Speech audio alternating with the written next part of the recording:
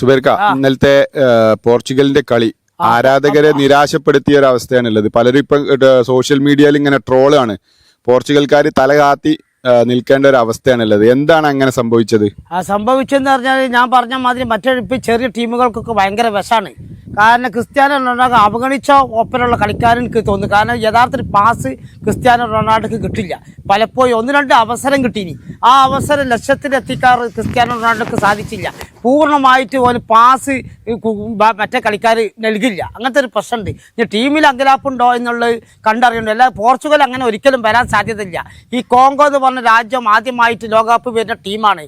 ഈ ചെറിയ ടീമുകൾക്ക് ഭയങ്കരമാണ്. എന്നാലും കൂടി ജയിക്കും എന്നാണ് പ്രതീക്ഷ. ക്രിസ്ത്യാനോ റൊണാൾഡോ യഥാർത്ഥ ഫോമിലേക്ക് നല്ല ഉയരാൻ കഴിയാത്ത ഈ ആരാധകരെ സംബന്ധിച്ചിടത്തോളം ഭയങ്കര പ്രശ്നമാണ്. തമ്മിൽ അർജന്റീനയും ബ്രസീലും പല ആൾക്കാരുടെ ട്രോളാണ് പോർച്ചുഗൽസിന് ആരാധകരും റൊണാൾഡോനും. ആ ഗതിയിലപ്പം നിൽക്കണത്. ഇനിയിപ്പോൾ അടുത്ത കളി എന്ന് പറഞ്ഞാൽ ഇപ്പോൾ കളിക്കണ്ടിയ ലാറ്റിൻ അമേരിക്കയിൽ നിന്ന് വരുന്ന കൊളംബിയ ഒരു ഭയങ്കര ബുദ്ധിമുട്ടുള്ള ടീമാണ് നേരിട്ടും എതിരാളികൾ. അതേമാതിരി ഏഷ്യയിൽ നിന്ന് വരുന്ന ഉസ്ബെക്കിസ്ഥാൻ ഓലൊക്കെ മറികടക്കുമെന്നാണ് പ്രതീക്ഷ. പക്ഷെ ക്രിസ്ത്യാനോ റൊണാൾഡോ ഫോമിലേക്ക് ഉയരാഞ്ഞാൽ ബോളടിക്കാൻ പോയി യഥാർത്ഥത്തിൽ ആൾക്കാർ പോർച്ചുഗലിലില്ല. റൂബൻ ഡിയാസിനും മെന്റംസ് ഒക്കെ ഉണ്ട്. എന്നാലും കൂടിയിട്ട് ഭയങ്കര ടീമിൽ എന്തോ ഒരു അങ്കലാപ്പുള്ള മാതിരി തോന്നുന്നുണ്ട്.